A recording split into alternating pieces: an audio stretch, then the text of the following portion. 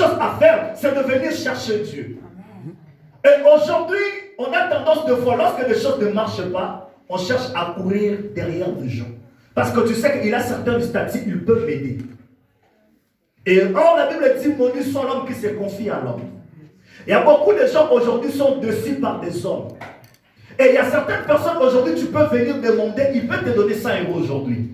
Et le lendemain, il te donne 50 €. Et puis après, il te donne encore 100 €. Et si tu viens encore, il sera fatigué. Pourquoi? Parce qu'au fur et à mesure que tu viens demander, il sera tellement fatigué de vous. Or, il y a une personne qui ne peut jamais être fatiguée. Tu peux lui demander matin, midi, soir. Il s'appelle Yoshua Mashiach. C'est la raison à laquelle il a dit il se lève pour tous ceux qui le cherchent. Or, quand tu cherches la face de Dieu, lorsque tu cherches Jésus-Christ, il va se trouver dans votre vie. Aujourd'hui, on voulait être de chrétiens, ou bien on voulait être de genre de personnes. On voulait avoir l'argent, mais on refuse de travailler. Vous savez, hein, si tu veux l'onction, tu pries, tu vas avoir l'onction. Mais pour avoir l'argent, il faut travailler. Vu que l'évangile est tellement mal prêché, on nous parle de foi. Oui, Dieu, l'or, l'argent appartient à Dieu. On ne refuse pas. Et lui-même, il a dit, vous me servirez, je vous bénirai.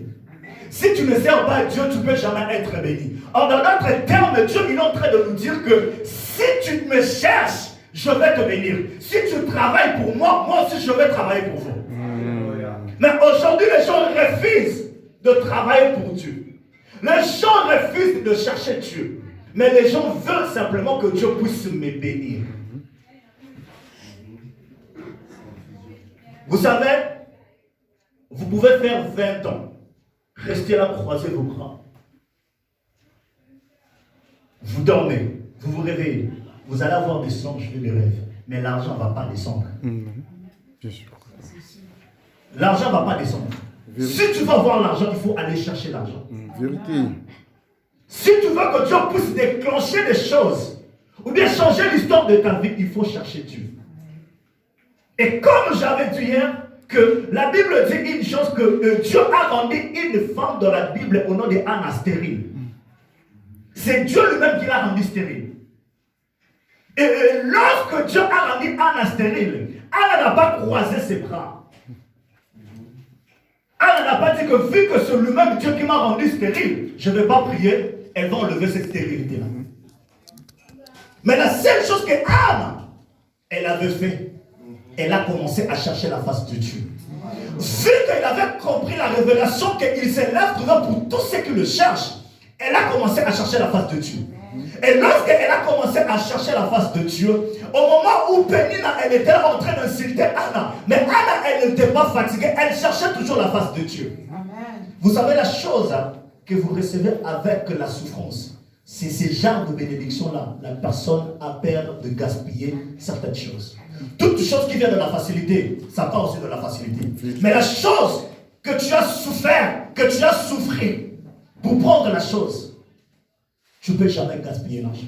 Et il y a des fois, je dis, ça me choque, bien ça m'étonne devant les gens et jeter l'argent et tout. Et il y a certaines personnes, vu qu'elles sont des impressionnistes, ils veulent impressionner des gens. Il faut savoir la source où il a pris l'argent pour jeter. Vérité. Vous savez, si vous avez travaillé trop dur pour gagner l'argent, tu ne peux jamais gaspiller ton argent inutilement. Or, aujourd'hui, il y a certaines personnes qui veulent gagner de l'argent pour leur gaspiller. Mais regarde maintenant la source. Comment tu as fait pour gagner l'argent? On commence déjà à aimer certaines personnes parce qu'il est comme ça, il est comme ça, il est comme ça. Mais toi, tu connais la source. D'où vient de cet argent? C'est ça qu'il y a beaucoup de gens aujourd'hui, ils ont commencé à prêcher, ou bien à changer la voix par l'influence de toutes choses qui pleut dans leurs yeux. Vous savez, la Bible dit, lorsque Dieu a envoyé le prophète Samuel pour aller consacrer une personne dans la maison d'Isaïe, et la Bible dit que lorsque le prophète, il a vu le premier fils d'Isaïe, le prophète, il a dit, c'est vraiment lui la personne que Dieu m'a envoyé être. Mais en réalité, ce n'était pas lui. Le prophète plutôt a regardé la chose qui a vu dans ses yeux. Mais or, toute chose que nous voyons, ce n'est pas l'or. Il y a certaines choses, ça peut être brillant, mais en réalité, ce n'est pas l'or. Et dans d'autres termes, le prophète voulait taper à côté par l'apparence. Mais Dieu ne regarde pas l'apparence, mais Dieu regarde notre cœur. C'est ça que vous allez comprendre. La Bible dit qu'il s'élève pour tous ceux qui le cherchent, si vous le cherchez de tout votre cœur. Or, pour voir Dieu, il faut venir de tout votre cœur. Vous savez, la Bible dit une chose que j'aime bien, et vous demandez, mais vous ne recevez pas. Pourquoi? Il y a beaucoup de gens aujourd'hui qui demandent à Dieu, ils ne reçoivent pas. Parce qu'il est en train de demander, mais son cœur, il y a beaucoup de choses dans son cœur. Il demande à Dieu, Seigneur, bénis-moi. Mais dans son cœur, il dit, Seigneur, quand tu vas me bénir, ils vont me sentir comment je vais les chauffer. Là, je vous dis la vérité. Il y a certaines personnes qui viennent prier. Ils disent, Seigneur, bénis-moi. Mais dans son cœur, c'est pensé, il dit, Seigneur, si tu me bénis, ils vont voir. Je vais les chauffer, ils vont sentir que là, Dieu m'a béni. Vous pouvez faire ce genre de prière matin, midi, soir, Dieu ne va pas te bénir. Parce que la seule chose que Dieu regarde le cœur.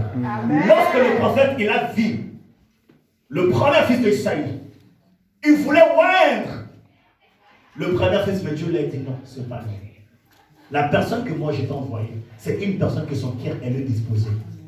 Or, Dieu a besoin des gens qui vont le chercher, leurs cœurs sont disposés. Et non les gens qui vont venir chercher Dieu, vous êtes un pas dehors, un pas dedans. Il y a certaines personnes qui viennent à l'église, ils prient, mais leurs pensées sont dehors.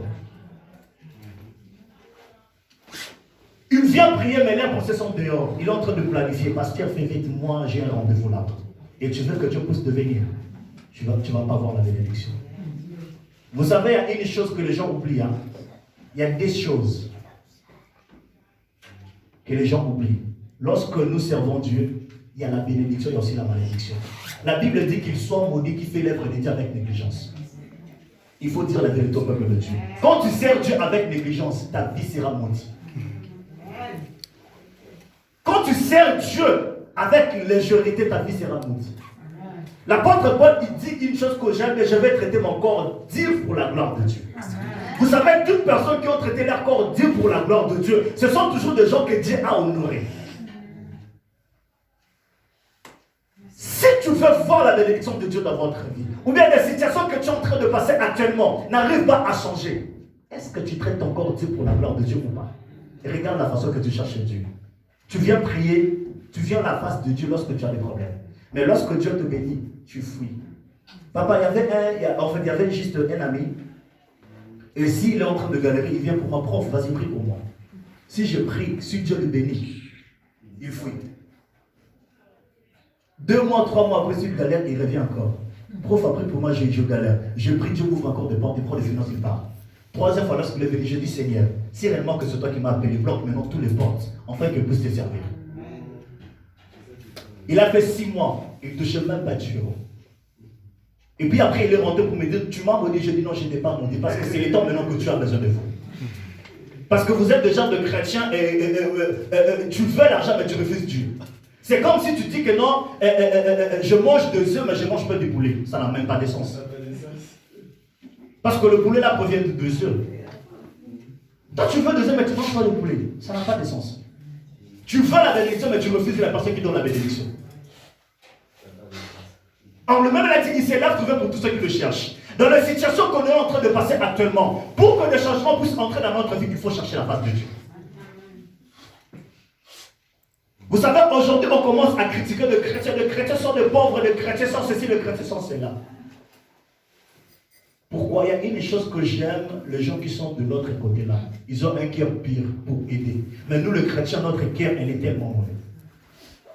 On nous appelle de chrétiens, mais pour aider ton voisin, tu commences à demander d'abord, c'est montre-moi son état d'âme. Et la personne est en train de souffrir, mais tu dis à l'Éternel de te montrer son état d'âme. Le même, il est dit, le Père des orphelins. Avant de aider personne, est-ce que lui-même Dieu demande ton état d'âme?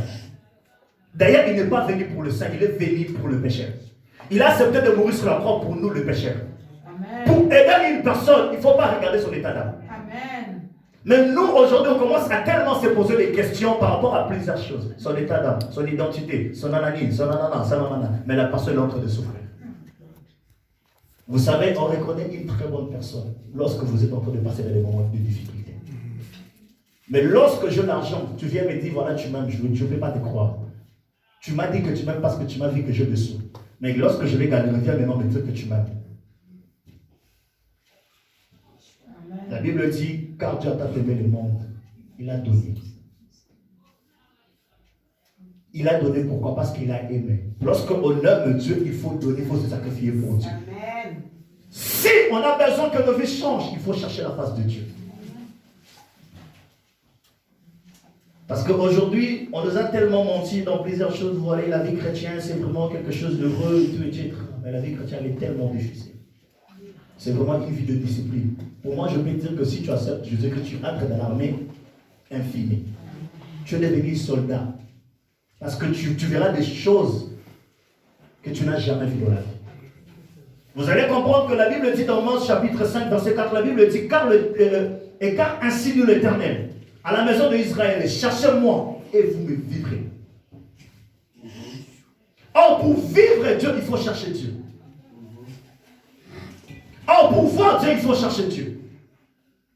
Comme j'étais en train de parler avec l'homme de Dieu, c'était hier, je lui ai dit, l'homme de Dieu, une fois on m'a posé une question, il m'a dit, prof, est-ce qu'une personne peut prêcher des anges au moment où il n'a pas encore vu des anges? Je dis, c'est impossible. C'est comme si tu prêches la souffrance, mais tu n'as jamais passé encore la souffrance. Pour parler de Dieu, il faut voir Dieu. Pour parler de la souffrance, il faut quand même passer par les épreuves. À ces moments-là, vous pouvez être du genre une source pour consoler certaines personnes. Vous n'avez même pas encore dormi ça. Mais moi, j'ai peur, tu me dis que non, voilà, ça va passer. Papa. Moi, je connais le nombre des plafonds. Toi, tu ne connais même pas le nombre des plafonds. Et puis, tu me dis que ça va passer. Il y a certaines choses que lui-même, la personne n'a pas encore expérimenté ça, mais il veut parler de ça. Alors l'Éternel, il a dit, ainsi parle l'Éternel, à la maison d'Israël, cherchez-moi et vous vivrez.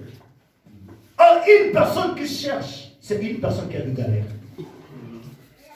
La personne, lorsqu'il cherche, il a envie de recevoir quelque chose. Lorsqu'on part travailler, on part chercher l'argent. Parce que vous avez besoin de stabiliser certaines choses. Et si vous n'avez pas besoin d'argent, il ne faut pas chercher. Si vous avez besoin de Dieu, il faut chercher aussi Dieu. Vous savez, de réalité fait pleurer. Mais lorsque la gloire vient, comble toute la réalité par la joie. Vous pouvez pleurer pendant longtemps. Comme cette femme, elle pleurait au moment où les gens étaient en train de me critiquer. De parler des choses bizarres sur sa vie. Parce que Dieu lui-même l'a rendue stérile.